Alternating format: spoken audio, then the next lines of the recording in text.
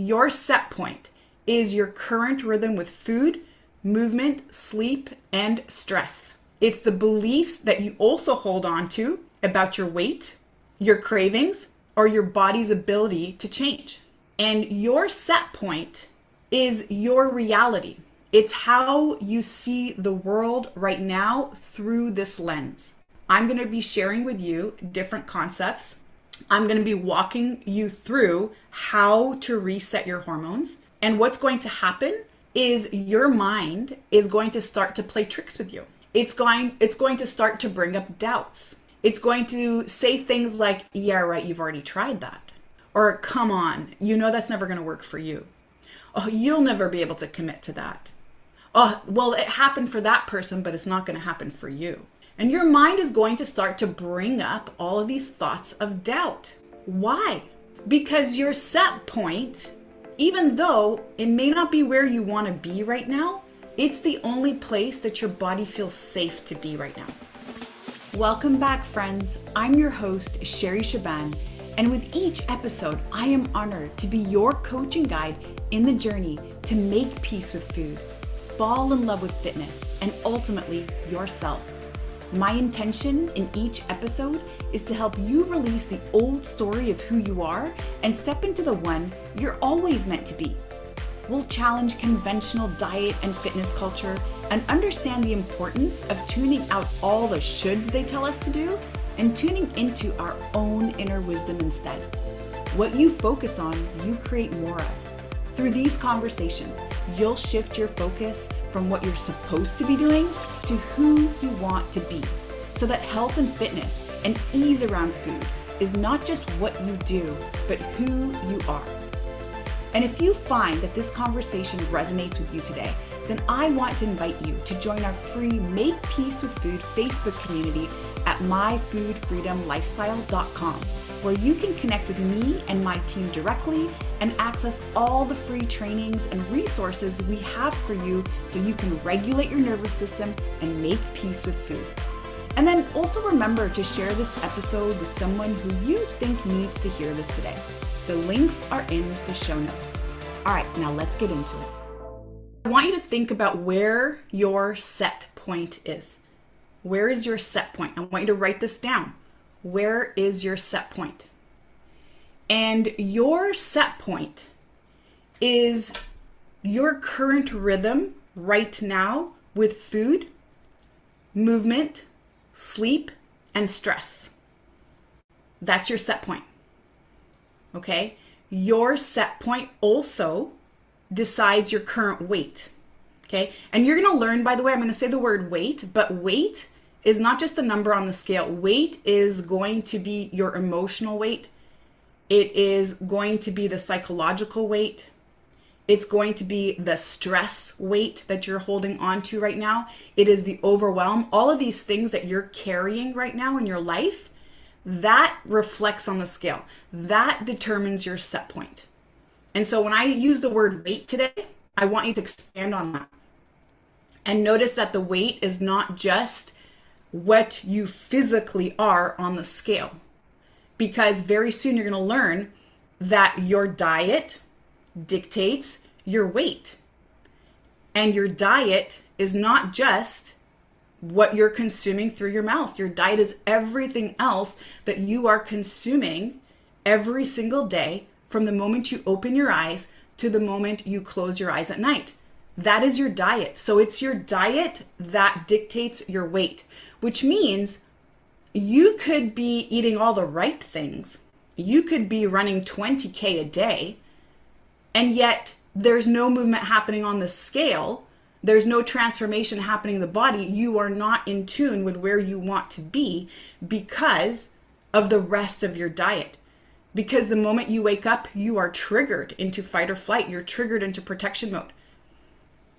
You are going through very difficult moments in your life. It's go, go, go, go, go without any rest. Or you're overtraining, over-exercising, over-committing, over-trying to do all the things and driving yourself with this perfectionist attitude. And that's resulting in excess weight gain. And again, weight is not just that physical weight, it is the emotional weight, it's the energetic weight. All of these things are going to reflect what's going on in your body. And so from this moment on, let's make a deal. Even if this is a big goal of yours, even if this has been something that you're struggling with, I want you to let go of that. You see, that's also part of your set point. If your set point is focused on, I need to lose weight, I have to lose weight, I'm so overweight, why do I keep gaining weight? I'm so FAT, oh my God, why am I so big? Oh, and if that is your set point, then that's also creating a lot of the emotions that you are experiencing, which are overwhelm, not enoughness, doubt, shame, and affecting your hormones. Because when you're shaming yourself, when you're always fearful of your weight, when you have doubt around what you can accomplish, you're triggering hormones in your body to make it so. And so if instead you decide moving forward from this moment on, I'm going to shift onto something else. I'm going to focus on what would happen if I just worked on regulating my hormones. I just worked on resetting my hormones. Not worked on weight loss through exercise and through nourishment or nutrition, but instead worked on how can I regulate my hormones? How can I reset my hormones? What is your current set point? Your set point is your current rhythm with food, movement, sleep, and stress. It's the beliefs that you also hold on to about your weight, your cravings, or your body's ability to change. So your set point is what your current rhythm of food, movement, sleep, and stress. And it's also the beliefs that you hold on to about your weight, your craving, and your body's ability to change. And go ahead and start making notes for yourself. Start answering this, because what's going to happen is you're going to notice that as we continue this conversation, your mind is going to start to pull you right back to the set point. So you may be here today, and in this very moment, your set point is, I can't lose weight. I am struggling so bad. I just can't get a hold of it. I used to know what to do. It used to work, but now it doesn't work anymore. Life keeps giving me lemon after lemon after lemon. I can't get a hold of this. The moment I get a small break, all of a sudden, there's another huge fire to put out. And there's no way. There's no way. I have so much shame around this. I shouldn't be struggling like I'm struggling. I had it all together just a year or two ago. So if these are your current thoughts right now, and you're aware that your rhythm with food looks like a lot of emotional eating, especially after a stressful event, or you're not sleeping very well, and you're up at night worrying about things, maybe you're struggling with anxiety, maybe you have a lot of stress around certain things in your life. It could be your relationship, it could be finances, it could be your health, it could be your career. You don't get as much movement as you like. All of that right now is a reflection of your set point, of your current set point. Okay? And your set point is your reality. It's how you see the world right now through this lens. And as we continue our conversation today, I'm going to be sharing with you different concepts. I'm going to be walking you through how to reset your hormones. And what's going to happen is your mind is going to start to play tricks with you. It's going to start to bring up doubts. It's going to say things like, yeah, right, you've already tried that. Or, come on, you know that's never going to work for you. Oh, you'll never be able to commit to that. Oh, well, it happened for that person, but it's not going to happen for you. And your mind is going to start to bring up all of these thoughts of doubt. Why? Because your set point, even though it may not be where you want to be right now, It's the only place that your body feels safe to be right now. It's all that it knows. Your body feels safe in the known. It feels safe in the known. Write that down. Your body feels safe in the known. This is really important. Your body feels safe in the known. So even if my behavior is destructive, I keep sabotaging all my efforts, I'm really not feeling my best, I've never been more tired, I've never been this size before in my life, I've never been struggling the way that I'm struggling, it still feels like safety for your body because it's what it knows.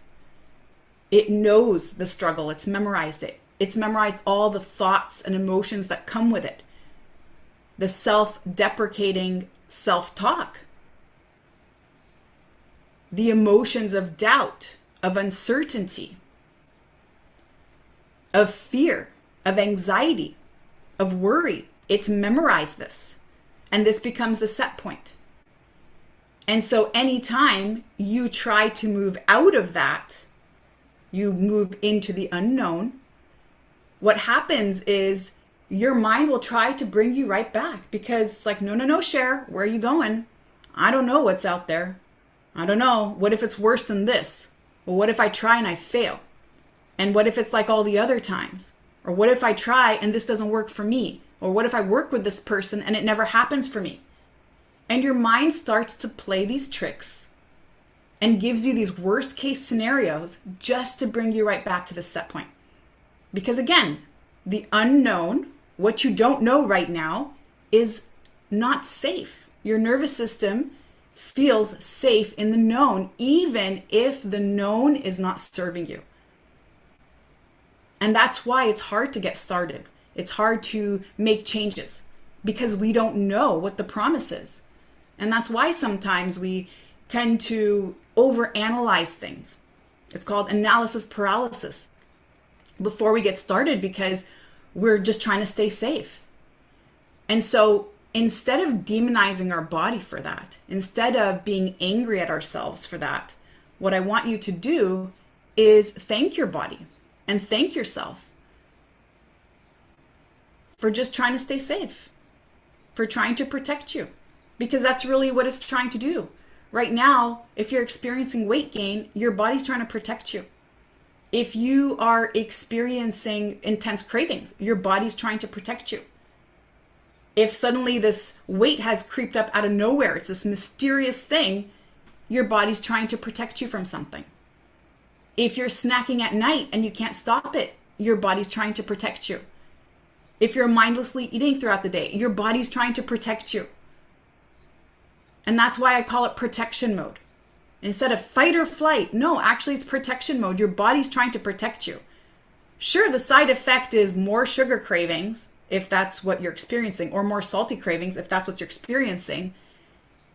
Weight gain, if that's what you're experiencing, even if there is no unwanted eating behavior, it just suddenly came on out of nowhere, all of that is a sign that your body's trying to protect you. And that's why it's called protection mode. Not just survival mode, but really your body is just trying to protect you. And so if you understand what your set point is right now, that's your starting point. And now your question may be, well, Cher, you just told me that it's impossible to change because my body's going to freak out the moment it goes into uncertainty. Yeah, that's true. But there's a way to override that. And the way to override that is by you making your body feel safe and loved and honored through change. While you're changing and making changes, can you make your body feel safe? Instead of, I gotta go for a run because I gotta go lose weight and I'm gained all this weight and my clothes don't fit anymore. Instead of that, can you make your body feel safe? All right, Cher, let's go for a run. You are so welcome and have full permission to walk anytime you need to. That's okay. We're only gonna get better. We're going to keep at it. Let's make this fun. I don't need to kill myself and be out of breath. I'm going to just take my time. Let's see what my pace is today. And that feels more safe than forcing yourself through a challenging workout or forcing yourself to eat something or restrict your calories because your goal is to release weight. I have to eat this. I gotta follow these macros. I have to eat these pre-prepared meals and I can't deviate out of them, and I have to have this shake meal replacement at this time because it's only going to give me 200 calories and I need to be at a 1,000 calorie max per day. All of that is so stressful for the body, and you've basically conditioned your body that it's not safe to do any of those things. And no kidding, that doesn't sound fun. And that doesn't make movement feel fun, and that doesn't make nourishment feel fun. And so the key here is to feel safe so that you can change your set point. And when you change your set point, you're going to notice that your cravings have changed. You don't even desire the foods you thought you couldn't live without. Your eating patterns change. The quantities change because now you know when you're full. You can tell when you're hungry. It's not just this mindless eating. And it just becomes ease. And again, a reminder that the invitation is stop focusing on weight loss as being your goal. Focus on how can I reset my hormones? All right, what's going on? How can I reset my hormones? And if I reset my hormones, the side effect of that is going to be weight release. The question is, what's your current rhythm with food, movement, sleep, and stress? What beliefs do you hold about your weight, your cravings, or your body's ability to change? And I remember this was about 10 years ago where my set point was set on not enoughness. I can never get it right. I'm the worst mom ever. I have to make sure everything is always perfect. And oftentimes that also meant that I was taking on way more than I could handle. And my set point was really focused on how perfect can I be. And I'm an overachiever. This is part of my character. And 10 years ago, when I was struggling the most with that, I was also struggling the most with cravings. Because when I was on this wild goose chase, trying to find the right way to eat, the most scientifically sound method to eat, and following all the nutrition science and changing my food rules, my set point was about how perfect can that be? How perfect can that get? If I was a couple macros over, I would feel incredibly guilty and a lot of shame. And if I was eating carbs while I was on a plan that did not allow carbs, then I felt like it was a failure. I felt like a failure. And so my emotions at that set point were constant shame and guilt and not enoughness and anxiety and doubt. And on top of it all, what was going on in my world at that time, my mom was diagnosed with stage 4 colon cancer. I didn't tell anybody at the gym. So this was this thing I was just keeping to myself because the last thing I wanted was for people to be asking me every single day, how's your mom doing? And I had hundreds of members. This wasn't a conversation I wanted to have 100 times every single day for who knows how many years. And so I was trying to be so perfect at work, so perfect at being a mom, trying to do arts and crafts with my kids. And I remember I would even be sitting down sometimes watching movies with them, feeling like I was wasting time, like I should be productive. And I'd have to pull out my computer to do something while I was just sitting down trying to watch a movie with my kids. And till my daughter asked me, well, Mom, like, why are you always on your computer when we watch a movie? And you always promise you're going to watch a movie with us. And that was my set point. My set point was everything's got to be perfect. I've got to produce more. I've got to do more. Resting is for the weak. And that was the time where I experienced the most cravings ever. Why? Because my cortisol was high. My cortisol was out of control. I never gave my body a chance to relax and to bring those levels down. So when my cortisol was high, that triggered sugar cravings. And when I had sugar cravings, I couldn't stop them. They were way more powerful than my willpower. And back then I thought I had a lot of willpower, especially in how I was working and how I was doing things. But when it came to cravings, completely powerless. And I'd find myself not eating 1 or 2 cookies. It was the whole box. And then moments later, it was the pint of ice cream. And I'd have to drive somewhere completely out of my neighborhood so that my members would never see me buy these things. Because these are the things that we're saying we don't eat all week. And here I am feeling guilt and shame to be putting these things in my shopping cart and bringing them home because I couldn't control my cravings. And so cortisol is high. And then it triggers insulin release in response to the sugar that we are consuming. And as soon as insulin is released and it drops all that blood sugar, boom, there's another craving.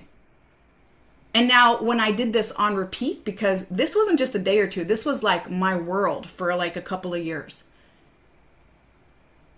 What happened was I then lost tune with ghrelin, which is the hunger hormone, and leptin, which is the satiety hormone. I mean, what first would start as a binge episode of maybe, let's say, a row of cookies would end up being a box of cookies. And then over time, it would be the box of cookies. And then there were muffins. And then there was the ice cream. And it just kept getting more and more intense. Why? Because I was developing leptin resistance, which is not knowing when you're full. And so it dawned on me one day. The way out was not through more restriction. It wasn't through trying to find more nutrition science. I mean, I knew all the things. I had studied all the things. And I was even interviewed on radio and TV to share all the things with my community. I realized the problem was something way deeper, because when those cravings hit, I couldn't do anything about it. I was stuck. And so I knew that if this urge was stronger than my willpower, it had to be my biology. And that's what led me to start learning and researching about the nervous system. And that's what brought me to discover the role of hormones with cravings and with weight gain and with ultimately your mood, all of your behavior, your sleep, your digestion. Everything that's happening in your body right now, your set point, is determined by your hormonal profile. And my hormonal profile back then was insanely elevated cortisol, which drove insulin when I would binge on sugar because of cortisol. And when my sugar levels crashed, that's when I would experience even more cravings. And I was stuck in this loop. That is the hormonal loop. And you may not be experiencing, or you may not have experienced binges like this, but maybe yours looks a little bit different. Maybe yours looks like nothing's changed, Cher. I don't actually binge, which is what I get a lot. I get a lot of that from a lot of people. I don't actually binge. I'm not an emotional eater. That's not actually my problem. My problem is maybe it's perimenopause. I don't know what happened. All of a sudden, I put on 10, 15 pounds and I just don't know what to do about it. Like nothing's working. The things that used to work aren't working anymore. And again, I'm going to invite you to think about this. If your cortisol is high, and write this down, if your cortisol is high, it's going to drive your body to protect itself. And the way that your body knows how to protect itself is through fat storage, so that you can live longer, so that the chances of survival increase. So when your cortisol is high and it's not controlled, your body's going to drive sugar cravings. You're going to start to have cravings for sugar or cravings for something salty. And if you don't already experience that, or maybe that's not something you experience, then the other thing that it's going to do is it's going to start to affect your other hormones. It's going to start to affect insulin. Even if you are not consuming more sugar, when cortisol is in your bloodstream, it actually increases blood sugar anyway. Like whatever glycogen, which is your storage format of sugar in the body, that you have in your tissue and in your cells, that's released in the blood. So cortisol increases blood sugar, and it has to do that because when cortisol is high, it wants to help you take action. It wants to help you run or fight or make a sudden movement that might protect you, increase your chances of survival. So cortisol is high. Blood sugar increases, whether through cravings or whether through whatever you have stored. Insulin is released. Insulin is the storage hormone. The more insulin that you have in your bloodstream, the more it's released from the pancreas, the more it's stimulated, your body is going into fat storage mode. So that means everything you're eating is preferred to be stored instead of used. And everything that you already have in storage, it's preferred to stay in storage than to be pulled out and used, which is why it gets so frustrating during this time in our age. Maybe it's midlife, maybe it's around perimenopause, where suddenly there's this weight gain, like it comes out of nowhere. Or so it starts to creep up and you're like, what the heck happened? Like these pants used to fit. I haven't changed anything. I'm not binging. I'm not craving. I'm not doing any of these things. Right. But your cortisol is high and your insulin is high. Therefore, your body's shifted now into storage mode. And your body's, it's got a switch. It's either using fat or storing fat, using fat or storing fat. And if you know how to manipulate your hormones and you know how to balance them and regulate them, then you're going to be able to shift into fat usage. And so the other effects that happen when cortisol is high and then insulin keeps getting secreted from the pancreas, now that you're in this loop of constant overproduction of these two hormones, they now start to mess with leptin and ghrelin. Leptin is your satiety hormone. It tells you, I've had enough, I feel full, good, stop eating. And then it also messes with ghrelin. Ghrelin is your hunger hormone, which is, oh, I'm so starving, my stomach is growling, I'm feeling weak and lightheaded. And so as you see, these four hormones, when we are able to regulate them, when we're able to reset them, they now start to affect all of the other hormones. Specifically thyroid hormone, estrogen. If you also have estrogen dominance, you're going to see a shift in that. But it all starts with cortisol, the master hormone. You are in the right place. You are in the right place if weight has suddenly creeped up on you, especially maybe around your belly. And if you are battling sugar or salty cravings and you can't stop them, and you also can't explain them. And if you're feeling disconnected with your body, you're in the right place. If like suddenly like something is off with my body and I just know, sure, that's the person you live with 24/7. You know what's right and what feels off in your body. So you know that. Or if you're always feeling tired or in the middle of the afternoon, you need a coffee or something sweet to eat. If you're always also feeling wired, even though you're tired and you've got foggy brain, you have a hard time sleeping, or your mood is just out of control. You've got these mood swings and you can't control it. You're in the right place. And especially frustrating if you know what to do and you actually have been doing the things you know to do and you're eating healthy and moving healthy and yet nothing seems to work. You're in the right place. What I want to share with you right now is the 6 shifts that we're going to be talking about that are going to be changing everything. Number 1, if you want to reset your hormones, the first shift you have to do is you have to sync your circadian rhythm. Okay, you have to sync your circadian rhythm. We're going to talk a lot more about this. These are the 6 things we're going to be talking about the rest of our time together. Okay, so you have to sync your circadian rhythm. Number 2, you have to heal your leptin resistance.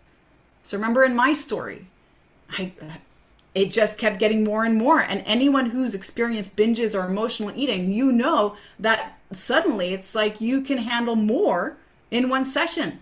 Your tolerance increases, and that's a sign of leptin resistance. Or you're always feeling hungry. No matter how much you eat, you never feel full. Leptin resistance. So second thing that you have to do if you want to reset your hormones is that you have to heal leptin resistance. And number 3, you have to pair your food to regulate insulin. This is called food pairing. We regulate insulin. Remember, insulin decides, am I going to store or am I going to release body fat? And number 4, we have to move in a hormone safe way. More is not more. We're going to talk about that. That's like one of my favorite ones. More is not more. So you have to move in a hormone safe way so that your body feels safe. Remember, your body releases weight when it feels safe. It shifts its set point when it feels safe. Okay? And a big part of that is how you're going to move, the type of activity that's going to make the most sense for you. Number 5, you have to restore deep sleep. Deep sleep is actually where the magic happens. It's where healing happens. It's where weight release happens. It's where you recover. So you could be sleeping your 8 hours, but if you never hit your deep sleep and you're always exhausted, you're not actually tapping into that. And weight release happens in your deep sleep. So you have to restore your deep sleep. And then number 6, you have to build your metabolic blueprint. I get tons of questions about this all the time. What's my metabolic blueprint? Your metabolic blueprint is your design. It's your metabolic design, and it looks very different for each person that's in this room right now. And so that means your food pairing might look different than somebody else. How you restore deep sleep might be slightly different than someone else. How you sync your circadian rhythm will be a little bit different than somebody else. And how you move will be different than somebody else. But that's why it's called your metabolic blueprint. This is not a one diet fits all. This is a design. Focusing on the things that work for you that are going to help reset your hormone profile. Thanks for listening to this episode. Whether you're already on your wellness journey or just getting started, we're in this together. If this has resonated with you today, I want to invite you to subscribe to the show so you never miss a beat. And if you know someone who could benefit from this conversation, then please share this episode with them. Let's work together to help as many people as possible make peace with food and fall in love with fitness. And also, don't forget to visit myfoodfreedomlifestyle.com to join the free Facebook group for more resources. Remember, you are an inspiration. I can't wait to hear your story. See you next time.